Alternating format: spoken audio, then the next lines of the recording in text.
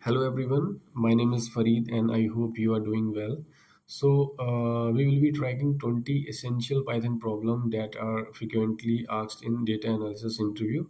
Right, but before we dive into solving them, let's talk about why these problems matter and how mastering them will boost your confidence in interview. Right. So first of all, we will talk about like foundation building. These problems cover core Python concept that every data analyst must know. By solving them, you will reinforce your understanding of the language, right? And which is crucial because Python is the backbone of the data analyst, right? You know that. And another point is like interview check how you solve the problem. Like interviews are not just about getting the right answer, but also about demonstrating your problem solving approach. These problems will train you to think critically and logically, helping you develop a systematic approach to tracking coding challenges, right? And we will talk about in this video how to many of these problems simulate real world scenario you will face as a data analyst, right? Initially you have you are learning from writing the code in Jupyter, right? But we will use here the PyCharm to solve the problem. By solving them you will gain practical experience that you can directly apply in your job, making you more effective and efficient in your role, right? So you should know like interviewers often use these problems to access your technical skills and how well you can apply your knowledge under pressure, right? By practicing these problems, you will be become familiar with the types of questions and learn how to approach them with confidence. It will enhance your skills or efficiency like beyond just solving the problem. We will also explore multiple ways to optimize your code. This will help you write cleaner, more efficient code, which is a key skill in a data analyst role, right? So if I talk about conclusion, like by the end of this video, you will not only have a solid grasp of Python, but also the confidence to tackle any coding challenges in your interview. So let's get started. We are using PyCharm instead of Jupyter Notebook. Let me clear why we are using PyCharm, right? So when you are working in a professional environment, especially in a software development company, there are some important tools you will use regularly. So today I want to explain why we are focusing on PyCharm and why it is important to choose it over Jupyter Notebook for industry ready, right? First of all, we will talk about real world work environment. If we talk about like in the industry, teams of developers work together on large project. They use integrated development environment like IDE, like PyCharm, because these tools are designed for handling complex code bases, right? And collaborating effectively and managing different parts of a project effectively. And other feature is like collaboration. PyCharm integrates seamlessly with version control system like Git. This means that when multiple developers are working on the same project, they can push their changes to a shared repository. Everyone can see the latest update what their team members and integrate their worker smoothly. This process is crucial for keeping everyone in sync and avoiding conflict in the code, right? And the other like code quality and organization has Python offers advanced feature for coding, right? Such as code completion, error checking, and debugging tools. These features helps in writing clean, efficient, and error-free code, which is essential when working on a professional project. The IDE helps you organize your code better and manage dependencies more effectively, right? When you will write a code, then PyCharm automatically complete your codes that what you want to write in your code, right? It automatically suggests that there are error, what you need to change, or it will automatically give the suggestion. So this is the beauty of PyCharm. And like if you talk about for project management, unlike Jupyter Notebook, right? Unlike the Jupyter Notebook, which are great for data analysis and exploration, PyCharm is designed to manage large projects. It provides tools for structuring your code, running tests, and deploying application. This is vital for creating production-ready software. PyCharm mainly used in the industry, not for Jupyter. Jupyter will not use in the industry. when you are working in a software company. Now we can see that like industry project why we are not using the Jupyter. So Jupyter notebook are excellent for learning and exploring data interactively. They are great for experimenting with code and visualizing results. However, in a professional setting, you will find that PyCharm is more suited for writing and managing code in a structured way, right? So you will use PyCharm in when you will go in the industry and you will work on a project, right? So that's why I'm writing all the problems on PyCharm, that you will be familiar with that. So while Jupyter Notebook are fantastic for individual learning and data exploration, PyCharm is what you will use in the real world to develop and maintain professional software projects, right? That's why we are focusing on PyCharm. It is the tool that aligns with industry practices and prepare you for real world coding scenario, right? So this should help you student understanding the practical reason behind choosing the PyCharm for the development work.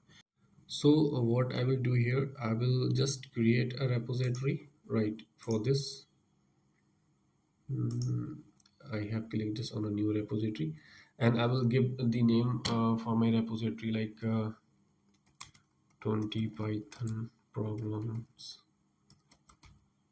right? This is the name of my repository. And if I want describe it, so there is a description box, or I want to private or public, so I want to be public, and I will add a readme file here, and I will choose the language like a Python, and I will choose the license for this like MIT license, and create a repository. So this is the simple step to create a repository in your GitHub, right? So this is my repository, right? So you can see that 20 Python problems. So this is my repository, and if I want to clone this repository in my local machine, right, from here I can push the codes what I have whatever write there, right? So now what I will do here, I will copy the link of my repository from here, right? And then I will go to my PyCharm. So there is no file such like in my repository. You can see that there is a file like git ignore license readme file, and the main file like 20 Python problem one, right? So there is no file in my PyCharm in my local machine. So this is just a few step like this is only the one step to clone your repository. Mean you need to have a remote access of your GitHub repository, like so you need to mention like git clone and paste your link of your repository and just enter. We will wait for this. Now you can see that there is a file like 20 Python problems, and in like there is some file like git ignore and license and readme. So you have cloned successfully your repository in your local machine, right now you will, if you will write any code here, you can push your code from your local machine to GitHub, and in GitHub anyone can see your repository and what you have written if it is public, right? Now what we will do here, we will add some file here and write the code and information all the problems what on we are working. So just click on 20 Python problems one and create a new file. Like first of all we want to add a Python file, right? So we can write 20 problems, right, and just enter. It will create a new file for you, right? So this is a new file in Python 20 problems, right? And in that we can write another code to add a file like a text file, text.txt. It will create a text file. In the text file we will keep our all 20 problems, right? We need to push our code or file in the repository. So let's do it. So first we will clear this, right? And there are some steps like first of all we are not in the our repository folder, Instagram post. So this is Instagram post, we are here, like we can check that, right? So we are here, idea events, like we are here, we are not in this folder. So what you need to do, you just need to like type cd, and you need to mention like this name like 20 and Python, just write the half and just press tab. It will automatically clear all file name and just enter. Right. Now you are in 20 Python problems. Now you are in like GitHub repository folder. So what you need to mention here, like git add space full stop and enter, right? And then again in the next line, like git commit and within the inverted comma you need to mention like the comment you whatever you want. So we are adding like add the files, right? Enter. And in the next or final line you have to write like git push origin and main and enter. Let's wait for this. Right, so we have successfully done this. Now you can check in your GitHub and refresh it. You will see this. We have add to file.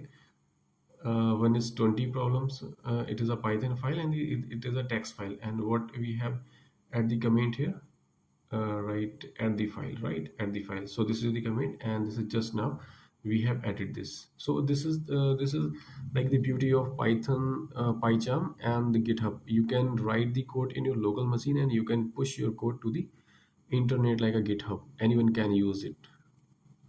So what we have done, we have successfully cloned our repository in our local machine, right? And we have add some file, and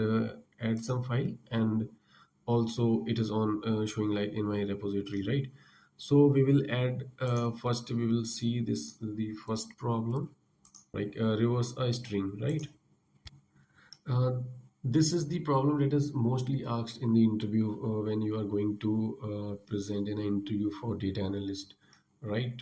And so we will write a function, and the name we will return like a reverse and string string string, and we will give us one parameter here and write return, right? It will return, and we will apply the logic here -1. The string will start from 0 to end, and it will step by -1, right? So it will return a reverse of the string. And in final we will return like print and our function, and we will mention like the string, like we can mention like anything. New Delhi, mostly I take the New Delhi as the example. So this is my string, and now we can execute, like you can see that. So this is the function that will mm, return a reverse string whatever you will provide it, right? You can mention another, like I am going to my school. This is like a sentence of fourth class student. So you can see that this is the reverse, this is the reverse of the string. So this is the simple, like here you can see that like we have first define a function with the word def, right?